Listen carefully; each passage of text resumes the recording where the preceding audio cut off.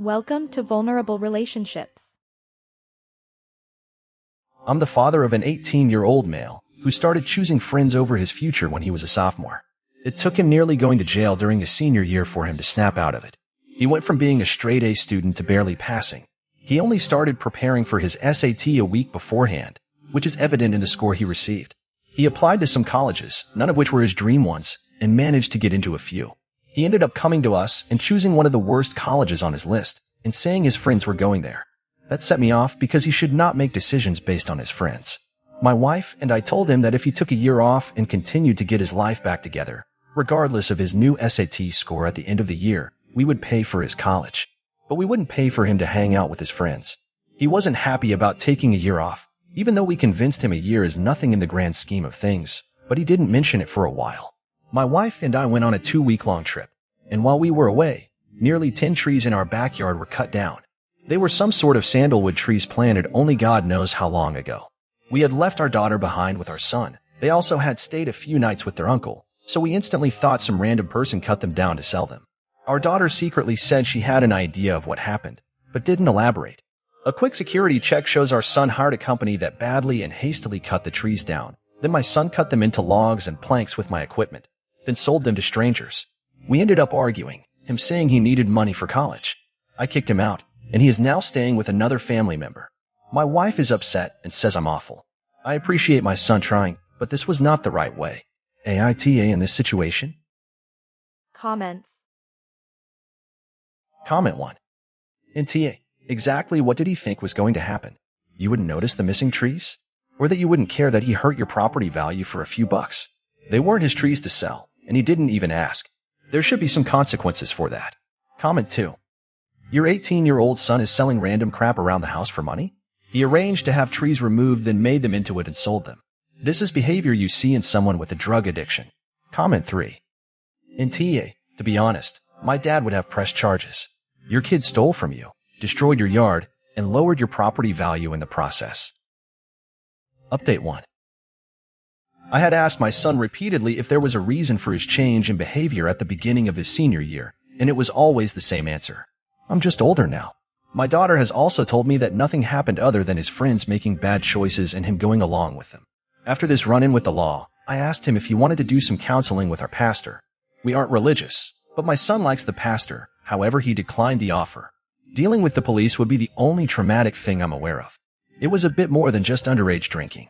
My reaction to it probably didn't help either.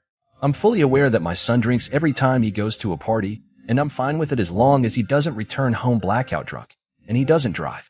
I was drinking at his age, and he knows, so I don't want to be the type of parent advising against something they did, especially if he's doing it responsibly. Drugs, on the other hand, I'm pretty sure he doesn't do. My son used to be a competitive swimmer for the longest time, but he quit when his behavior started to change. He gave no reason, but my daughter thinks it's related to drug tests some competitions had them take. He never failed, but that scared me a lot. I randomly asked him once if he would do a drug test if I gave him one, and his deadpan answer of, "I don't mind," made me feel like a crappy person. His behavior is never erratic or like someone on drugs. My daughter, who I should mention, snitches on him regarding things I wouldn't know like school and friends, etc., because she genuinely wants the brother she used to have to come back. Says his friend group doesn't do drugs and barely drinks. I don't want to be any more of an overbearing parent than I currently am, so I don't think I will ever make him do something like that to prove his words. When his grades started dropping, I didn't immediately associate it with his new behavior. I'm not crazy about grades because, in my opinion, it's not worth the stress and mental issues that come along with it. So I just took it as burnout from studying hard for 3 years straight. I encouraged him to find a stress reliever, originally swimming, and he joined a youth club at our church. Again, we're not religious, but he likes the people. I thought that was a good sign, but then he had quit swimming and started, in my opinion, purposely only getting passing grades. His dream college was a nice state one, not our state, but he didn't even apply because he knew he wouldn't get in. It made me emotional to not even see him try, so I tried to support him with other choices, but he wasn't interested in my help. I honestly think he's trying too hard to fit in with his friends. He's fine at home, but once he steps out, he's doing something completely out of character. He's currently only speaking to the relatives he's staying with. Our contact with each other has been through phone calls, and he has continued to text his sister. Likewise, he hasn't said anything to his mother yet, since he isn't fond of her. This has been going on for a while now, so I'm not exactly sure if it was sudden or had always been like that. I do know that I started to notice it when he started high school, but I chalked it up to him just maturing and not wanting to go along with childish banter. It wasn't until he started to actively say he preferred me over her that it registered as weird to me. I would always scold him over it and ask my wife how she felt, but she would always say it didn't matter, and she never acted indifferently towards him. She coddled him, even if he was against it. She was a borderline helicopter parent, but not quite. My wife is a lot more chill with my daughter. My daughter doesn't know why he doesn't like my wife. I thought it was always just him being a teen, but I'm not going to make it a topic of discussion and let him know that he shouldn't care about how I feel about whatever he says about his mother. He should just be honest if there's a legitimate problem. My son and I have talked a lot, and he has expressed some of his feelings to me. I'm waiting for him to return before bringing up the idea of therapy, just so he doesn't think I don't like talking to him. I'm not sure why my wife is defending him. She has always coddled him, which was fine when he wasn't cutting down trees. She thinks we should pick him up from my brother's house right now. I think we should let him decide when he wants to face us. She thinks we should just pay for his college. I think we should continue with the gap year idea. She thinks if he lives alone, he will mature. I don't think he is emotionally ready for that. She doesn't even think we should go along with the town's ideas for new trees. They offered to foot the bill for some oaks to be put in my backyard, lining the back wall, so it looks similar to before. I'm not sure how to compromise with her. Update 2. I had received a request from the town council to discuss the removal of the trees.